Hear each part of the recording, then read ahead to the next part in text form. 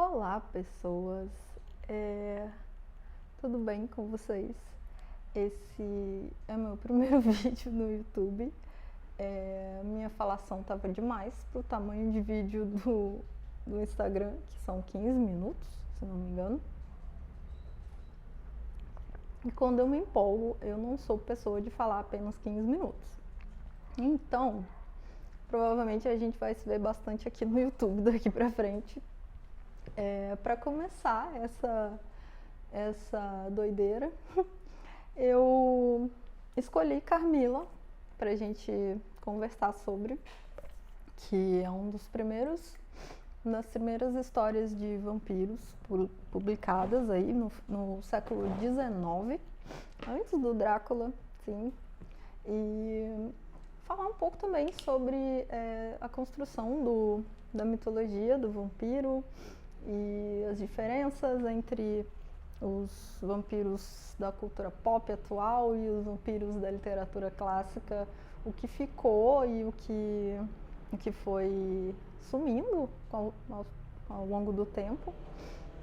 Eu acho que o mais legal dessa leitura para mim foi entrar em contato mesmo com a origem dos vampiros, que são histórias que eu gosto muito. Eu gosto muito de ler sobre vampiros e, por incrível que pareça, eu nunca tinha lido Carmila e nunca tinha lido O Vampiro, do Polidori, que também é um conto que está aqui nessa edição da Pandorga.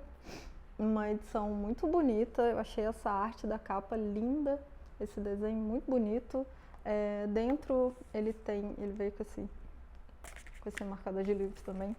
Dentro ele tem umas artes, uma diagramação bem legal também. Tem umas artes da época que foi publicado, então tem todo um resgate muito legal, assim. Tem algumas coisinhas que ficaram esquisitas na edição, umas vírgulas faltando, umas notas de rodapé que começam no 3, entendeu?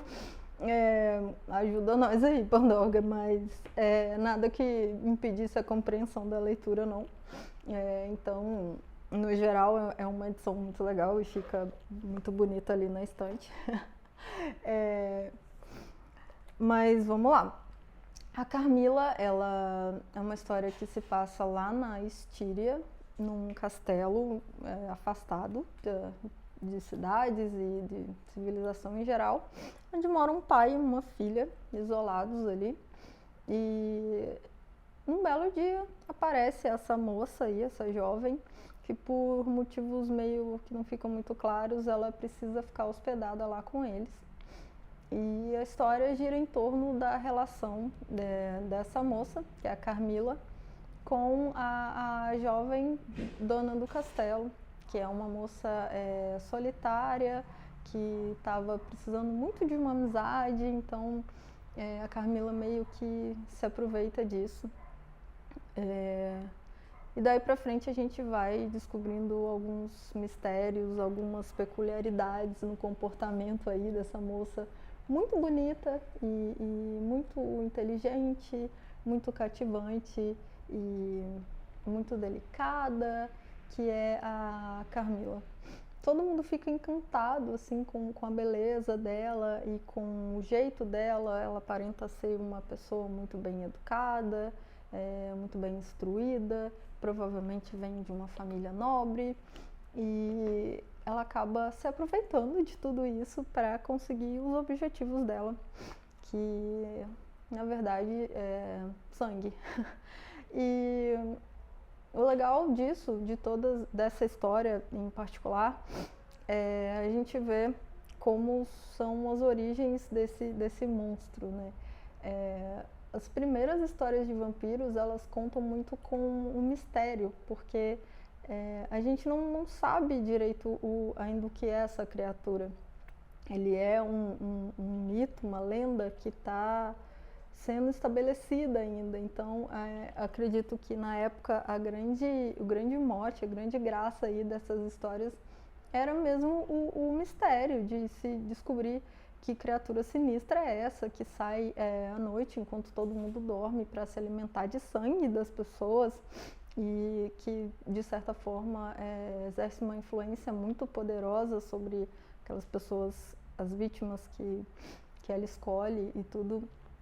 E se vale muito, muito disso, de desvendar esse mistério, e certas coisas são impossíveis de serem desvendadas dentro dessas histórias. Então, é muito legal você ter contato com isso e imaginar como as pessoas lá do século XIX receberam essas histórias, né? Porque hoje em dia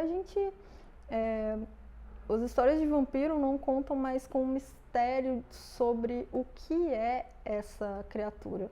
A gente vê ali, bebeu sangue e se escondeu da luz do dia, vampiro, né? A gente sabe o que é já. Mas na época as pessoas não tinham essa bagagem, né? Então foi uma coisa meio que foi novidade, assim.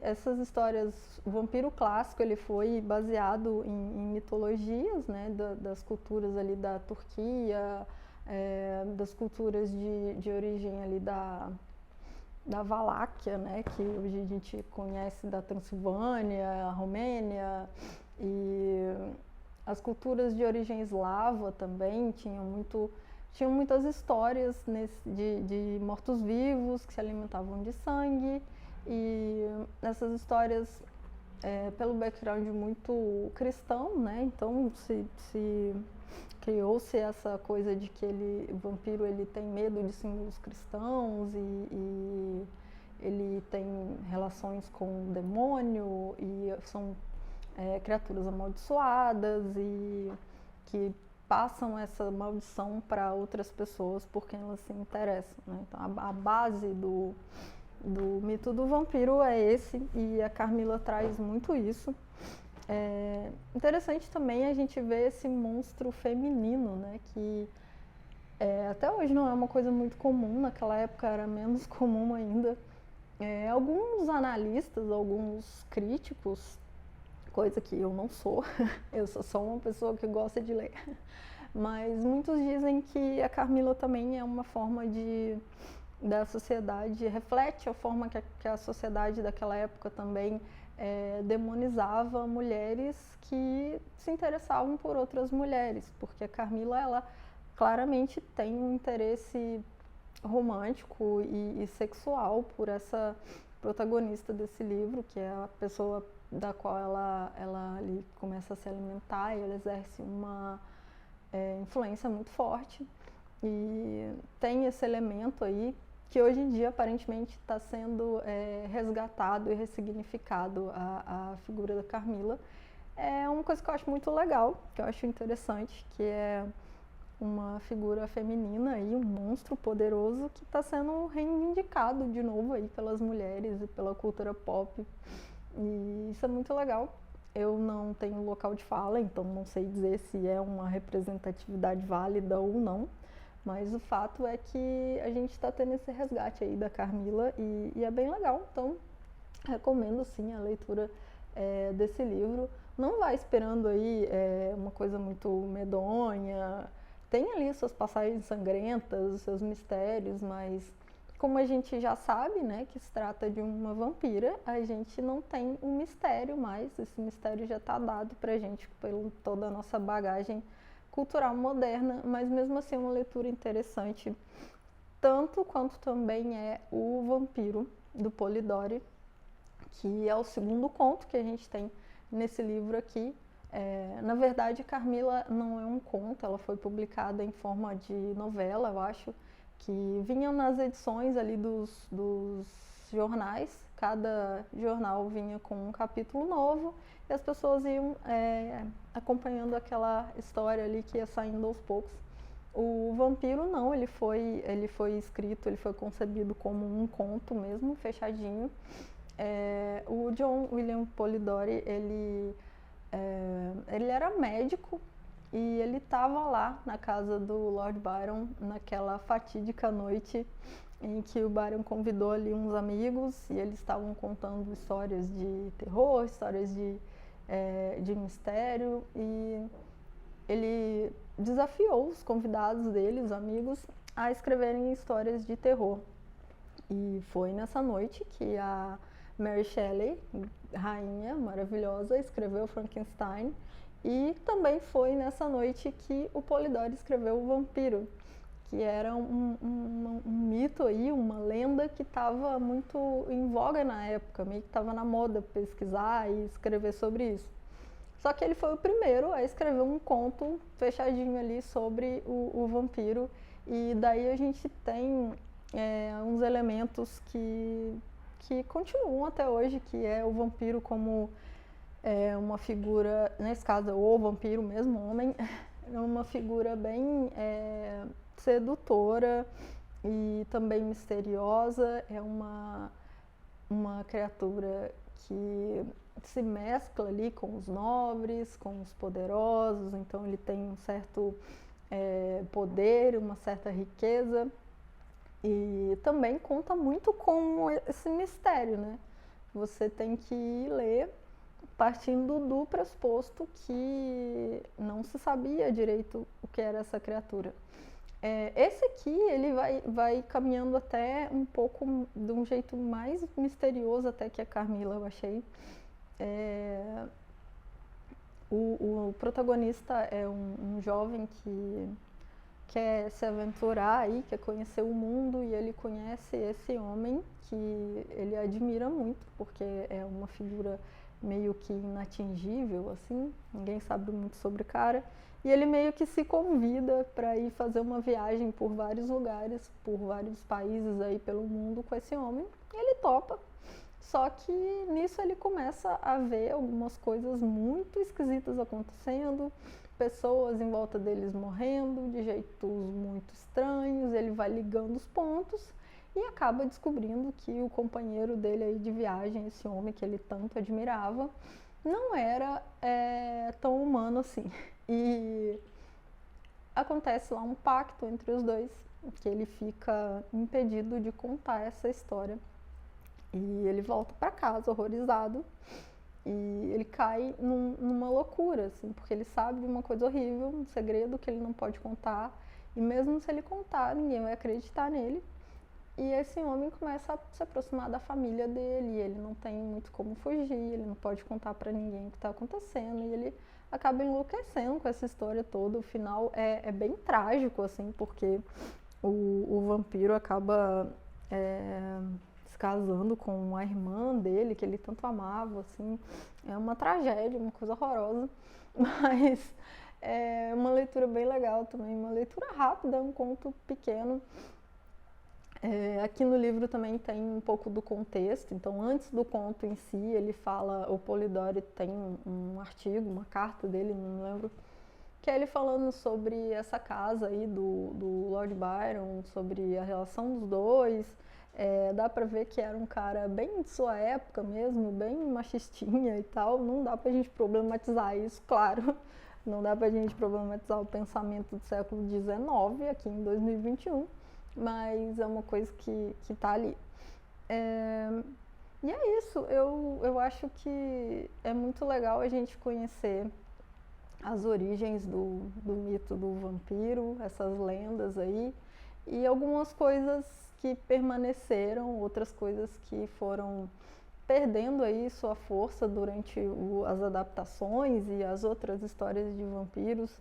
Por exemplo, uma coisa que eu acho interessante de notar é que os vampiros da literatura clássica, dessa fase que a gente conhece hoje também como literatura gótica, eles não pegavam fogo no sol nem nada, eles podiam até sair durante o dia, eles preferiam descansar a maior parte do dia. Carmila, por exemplo, é dito ali no livro que ela só se apresentava ao convívio das outras pessoas da casa depois das 2 da tarde, então ela passava a maior parte do dia reclusa e tal. Mas eles podiam sair durante o dia, tem várias passagens deles durante o dia, mas eles ficavam mais fracos, então eles perdiam os poderes sobrenaturais deles, eles ficavam meio enfraquecidos, assim. É uma coisa que caiu em desuso. Hoje em dia, a maioria dos vampiros que a gente conhece ou pegam fogo ou explodem no sol. Alguns brilham, né? Mas isso aí a gente esconde na fanbase. No caso é que também outras coisas ficaram para trás, como todo esse processo do vampiro seduzir sua vítima e se alimentando dela aos poucos e envolvendo ela ali naquela relação de simbiose, de controle mental, e aquilo durava por meses e a pessoa ia sofrendo de uma morte lenta e dolorosa, uma morte horrível, mas que depois ela revivia para uma vida amaldiçoada, porém eterna. E eu acho isso muito legal, muito romântico, e eu acho que é uma pena isso ter se perdido, a parte dos vampiros não poderem sair no sol. Eu acho que isso não faz, pra mim não faz tanta diferença, mas eu sinto falta nos vampiros modernos dessa relação deles com as vítimas, com as pessoas que eles escolhiam para ter essa influência e tal. Na Carmila tem até uma coisa de a Carmila ter relação com a família dessas pessoas aí de muitos anos. Ela é uma ascendente aí, uma tataravó dessa galera. Tem essa relação familiar, assim, e tem essa relação do vampiro com a sua terra ali, com o seu território, que hoje em dia também não tem muito, né? Os vampiros, eles não são tão apegados, assim, a um território, nem a uma família, nem a nada disso. E o que está um pouco mais presente no vampiro do que na Carmila. Esse outro vampiro aqui, ele é mais desprendido dessas coisas. Mas no Drácula a gente tem um pouco isso, né? A gente tem essa relação dele lá com o castelo dele, e que ele precisa levar a terra do lugar dele para ele poder se esconder, porque ele não pode ser enterrado em nenhum outro lugar que não seja a terra dele. Isso se perdeu também no mito do vampiro moderno, mas também é uma coisa que eu sinto um pouco de falta, assim, desse background todo dos vampiros nas histórias modernas. Mas, enfim, eu acho que é válido conhecer, é divertido você ir montando, assim, a origem do monstro. E não vai esperando uma história terrivelmente assustadora, que vai te deixar perturbado. Nenhuma dessas duas histórias é assim. Mas é interessante por esse contexto histórico, por ter contato com a visão daquelas pessoas daquela época sobre as criaturas sobrenaturais e como elas viam o mistério, assim, como elas viam a questão da morte e a questão da religiosidade, que também era muito mais presente na vida das pessoas nessa época. Então, toda essa questão da criatura amaldiçoada que negou Deus, ou que não liga para as tradições cristãs e tal, e isso torna ele um ser maldito, assim, é muito mais presente nessas histórias do que o nosso queridíssimo vampiro moderno. Mas eu acho que é isso por hoje. Eu acho que eu já falei bastante. Eu tinha me proposto lá no Instagram a fazer um desafio, desafiei a mim mesma a ler em outubro um livro Young Adult, um clássico, um nacional e um sobre bruxaria real. Esse aqui foi o clássico, né? O Young Adult foi O Filho Rebelde, da série Simon Snow.